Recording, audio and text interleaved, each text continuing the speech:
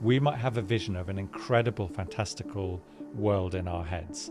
You don't need to put it all on the page at once. I know it's tempting. You want to wow the reader with mountains and vistas, but actually, where is your character right now?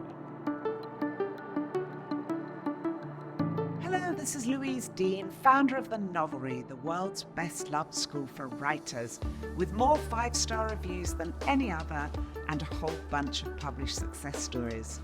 As an award-winning Booker-listed author, I founded the Novelry to help writers avoid the frustrations of writing solo for years by getting wise eyes on the most important element of writing right from the get-go. Story, story, story. And this is our podcast to give you everything you need for happy writing. This is the Novelry on Writing. Hello, it's such a pleasure to be here with you today. I'm Tasha Suri and I am a fantasy author. I'm best known for the Burning Kingdoms trilogy, which began with the Jasmine Throne, but I have written a number of other books, including Empire of Sand, Realm of Ash, and many others we won't go into right now. And today I'm here with the wonderful Piers Torday. Hi, Tasha. It's lovely to be here.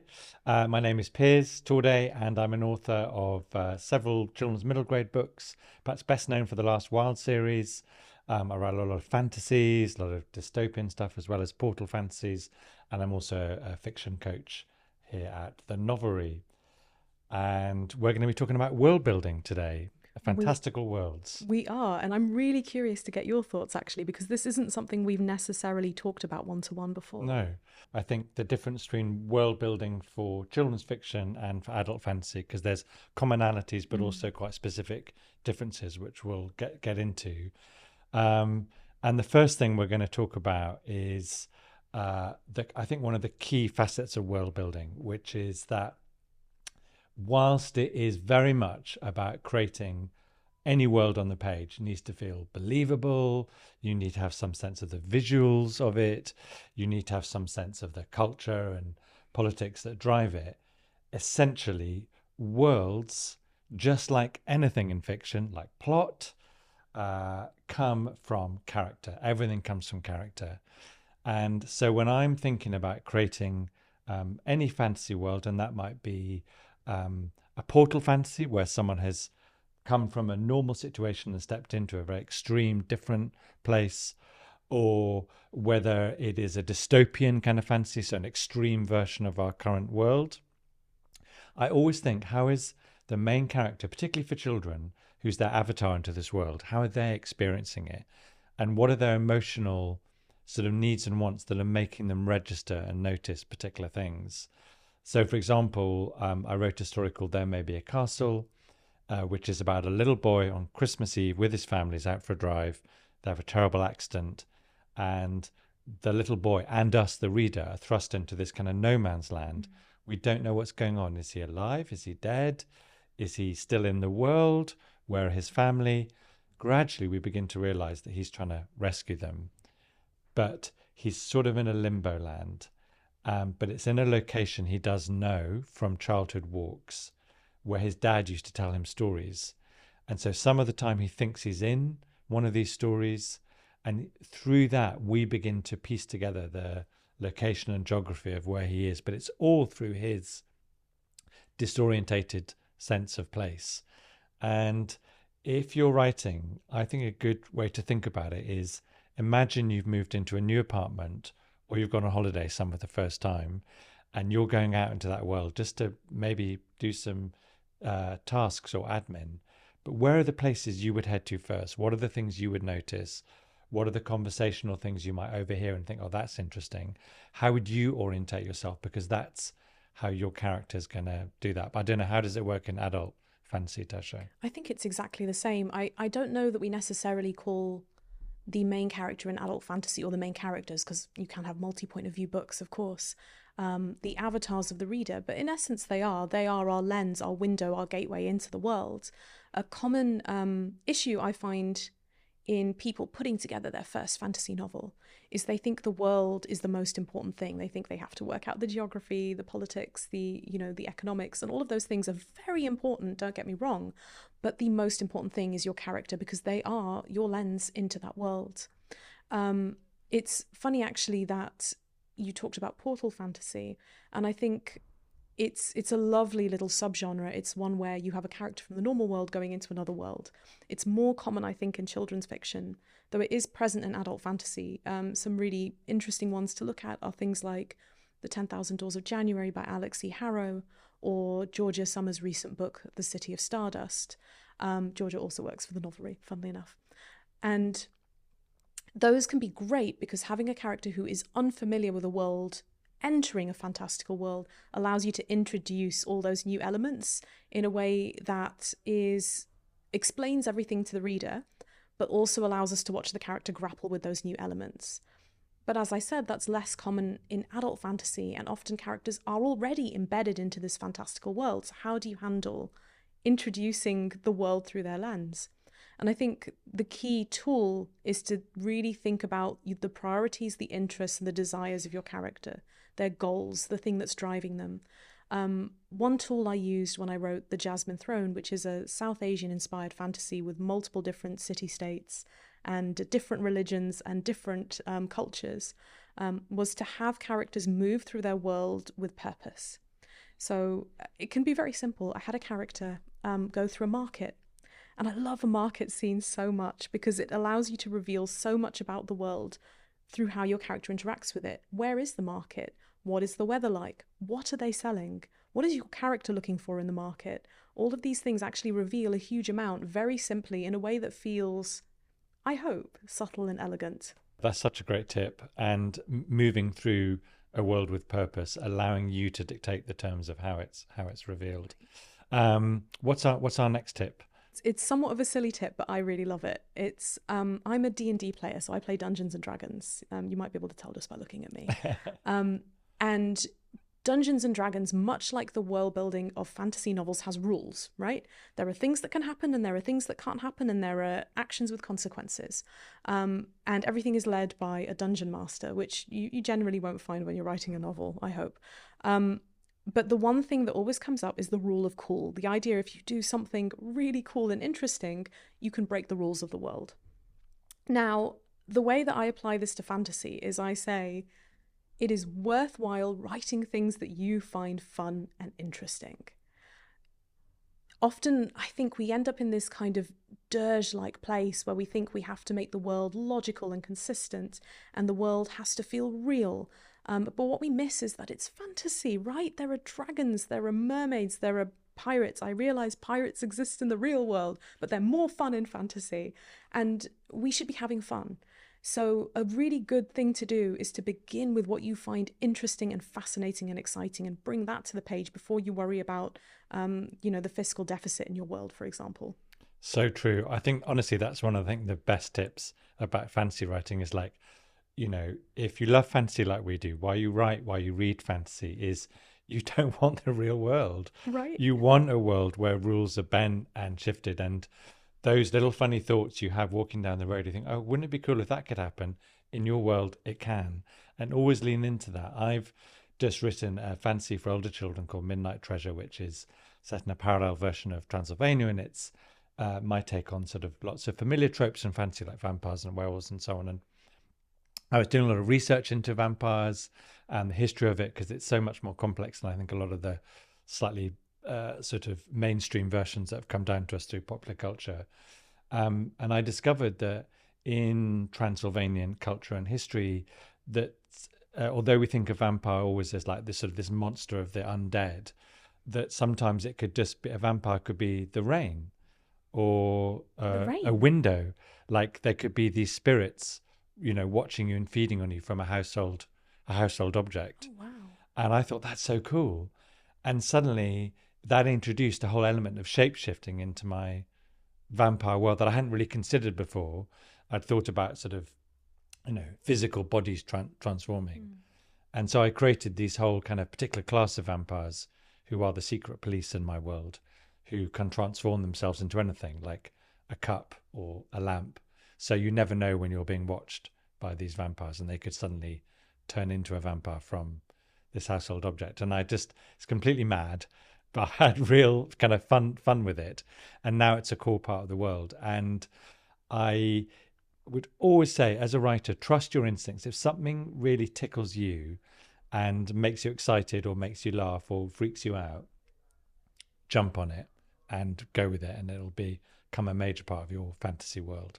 I love that so much. It's so creepy, the idea that you'll never know if you're being watched. I love it. And I can just see how excited you are about putting that in. And really, you should be writing worlds that excite you. You should be writing worlds that make you happy, even if what makes you happy is quite dark or eerie in some way. It is. I always talk about the things that I really loved to bring into my books. And my books are quite dark, largely. Lots of horrible things happen to characters, but it's so much fun as a writer to bring the horrible things in, right? It's so enjoyable. It's the best. It's the best bit about writing fantasies. You can do the craziest things. Let's move on to our third tip, which is a sort of key this is more sort of technique thing, and this is the idea that you create fancy worlds through breadcrumbs. And what we mean by that is, I guess a good example, I was always fascinated when I had the privilege of visiting some studio backlots. And at the time, they were filming a lot of popular, quite old TV shows. How old I am, TV shows now, but like The West Wing and ER and Friends were all filmed. So one set in Washington, D.C., one set in Chicago, and one set in New York, all filmed within the same, literally 10 feet of each other on a backlot in California. And so you could see the front of the White House next to the back of the hospital, in the Chicago Hope Hospital. And then opposite the White House and Chicago Hope Hospital was an apartment with the sofa from Friends.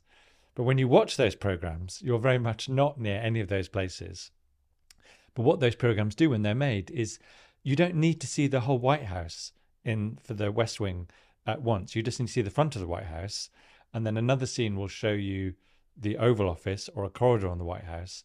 Just as in Chicago, you might see the back of the hospital, and gradually the program will introduce you to the rest of the hospital. And when you're writing, it's the same. We might have a vision of an incredible, fantastical world in our heads. You don't need to put it all on the page at once. I know it's tempting. You want to wow the reader with mountains and vistas, but actually, where is your character right now? Are they standing at the back of the hospital and just seeing the back doors of the hospital? Great. Then we'll start there. And we'll start with that little crumb, that little sort of clue to the world we're in. And gradually, as they, to use Tasha's phrase, move through purpose in their world, you'll introduce different elements. I think where this is done quite well, a sort of classic example is a sort of school fantasy for children, like the Harry Potter books, where a new child arrives at a school and an existing older child guides them through the school, and bit by bit, it feels realistic because that's what happens on inset days, and you learn bit by bit the elements of this fancy world, the rules they're going to have to follow, who's who, but don't try and do it all at once, because we'll get caught in, it's like a sort of information dump, which is death to fiction. But I don't know, what are your sort of breadcrumbing techniques? Oh, the info dump, the dreaded info dump. It is almost impossible to avoid when you're writing, but you have to avoid it.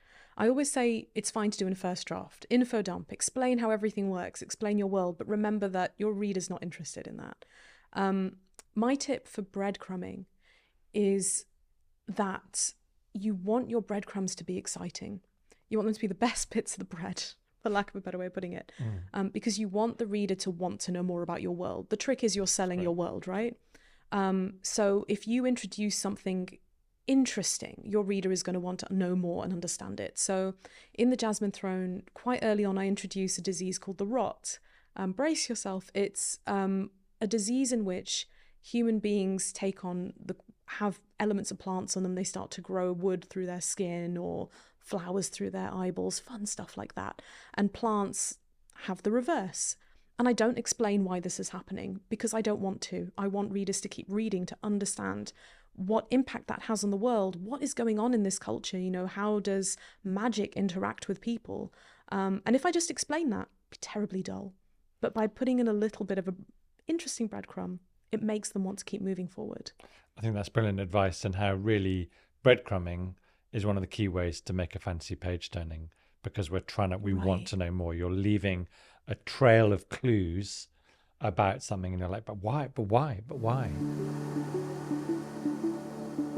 With courses, coaching, and community, the Novelry is the world's top-rated writing course. With our 5-step program, you'll come up with the idea for a novel you can't wait to write, then you'll write a finished draft, and you'll edit your novel into a book that readers will love. A Big 5 publishing editor will review your novel and will take you through to leading literary agencies with our fast-track submission process. So, if you've got a book in you and you've never found the right time to write it, now there's a good place. Come on over to the Novelry. Beginners welcome. We'll show you how to start, coach your story into shape, and cheer you on to type the end.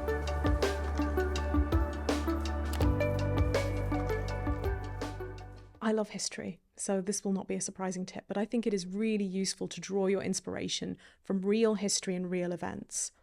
This might seem counterintuitive to fantasy, because fantasy is often its own world doing its own thing. But if you look at something like, let's say, Game of Thrones, you can see the strong inspiration from the War of the Roses, from British history, and the way that has shaped how the fantasy world and the fantasy plot works. And the reason that I really recommend doing this is because history is fun, one, and two, because it allows you to ground your world meaningfully in real things. And anything that allows you to ground your world is useful. So when I wrote, let's go with the Jasmine Throne again, why not, for fun? I drew on a lot of different bits of Indian history to give the world heft and weight. But one particular part that I drew on in the Jasmine Throne, and also in my earlier books, funnily enough, was the Mughal history of India. So a period from about the medieval to early modern in North India, when the Mughal Empire ruled, and their particular interesting approach to who would get to rule and take the throne, which was, why don't we all just fight each other? Let's all fight our siblings. Not a very effective method, but really interesting to use for a novel, right? I am curious, though, how you have utilised history or events or the real to ground your fantastical world building. Yeah, it's really interesting. And I suppose my latest series, the Midnight Treasure one I referenced earlier, is perhaps my most historical set of novels. I mean, it's a parallel version. It's fantasy, but like you, I've used history. And in a way, the central conceit comes from this idea that obviously the most famous vampire, Dracula, created by Bram Stoker, and the literary version was based on someone known as Vlad the Impaler, who was in effect only really known as that because he was seeing off Ottoman invaders who were trying to colonize their country and impose sort of really tough tax regimes on them. They resisted, and he was pretty ruthless and did impale a lot of people who to sort of deter other invasions. And he wasn't actually a vampire, and he did actually die. Like all humans do. That's terribly disappointing. Terribly disappointing. But then I thought, listen, but what if he was a vampire and was a successful military commander? Then what if the vampires then reigned over this bit of Europe since then? How would that change history? And it's sort of taking a real thing of history, like a really successful, bit of a battle or military campaign, but then adding that fantasy element to it, as in, what if they were vampires? And then imagine how that would play out, as I do in my book 500 years later. How would that have changed things? So it becomes part fantasy, part counterfactual, which I found really fun. So you're taking a real world, but going, what if this fantasy element had disrupted the historical timeline? What would the consequences be half a millennia on? How would people be living? And so I've got this story where there's a kind of ruling class of vampires who've actually become very complacent, very corrupt. Not like they were nice to begin with, but they've become super, ruling over these mortals who obviously really, really hate them and are trying to find a way to get rid of them, which is the kind of driving thrust of the narrative of the story. But it began with exploring real history. And then it's a bit like the Dungeons and Dragons rule in a way. I think it's like, take what you find fun or playful and mix it with the facts and see where it takes you. I also think that history is itself full of fantastical elements, right? I found it really interesting looking at things like the idea that the kings or monarchs were chosen by God, right? The idea that their blood could have magical properties. This was a concept that people believed in at various points in history. When I was studying the Mughal era of India, I found all of these resources about how different emperors or princes would put prayers into flags, and those would allow their particular battalion to win. And that is fantastical, right? And I can see exactly what you've done there, where you've taken that little hint of the magic and you've dragged it out and really explored it. And I think that's one of the great joys of fantasy, to be able to do that. Yeah, I love it. And it's that you're so right that fantasy actually is only ever our imagined version of stuff that often has happened in real context. What's our final tip for readers? We're going to talk about the ripple effect. We've talked about a lot of different things you can explore in writing fantasy, but I think that many writers become overwhelmed by all the possibilities available to them.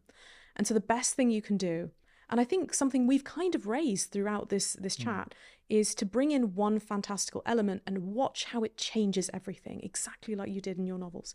The idea of, let's say, what if we had the Napoleonic Wars, but then we had dragons? How would that change the Napoleonic Wars? That's a series of books by Naomi Novik called Temeraire. Really good, you should check them out.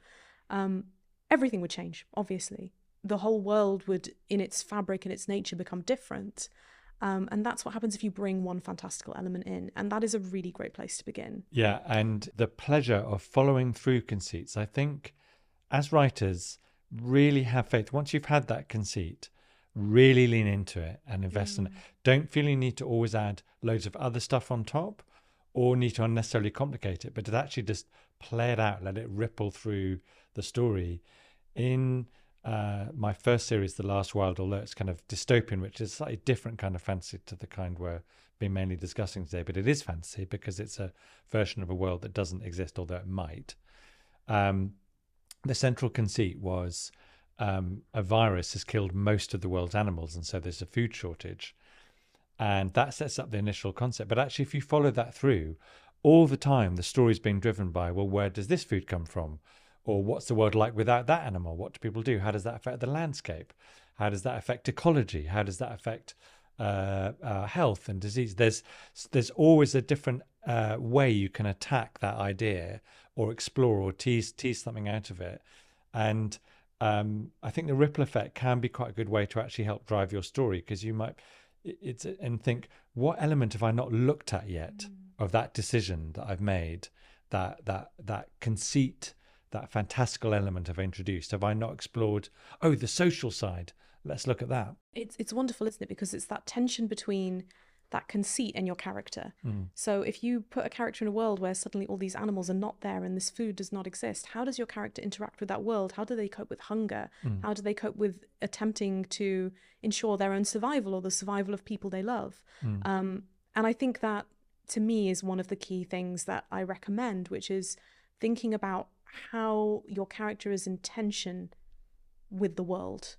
The conflict that the character has to deal with because of the way the world is something that is so important to fantasy. Yeah, and I think that's a great note to finish on, and which brings us back to where we started, which is ultimately the world comes from your character and the way they're forced by us mean puppet masters to interact with it, to create fantastical worlds that we all love. Thanks so much for listening. Thank you for joining us today.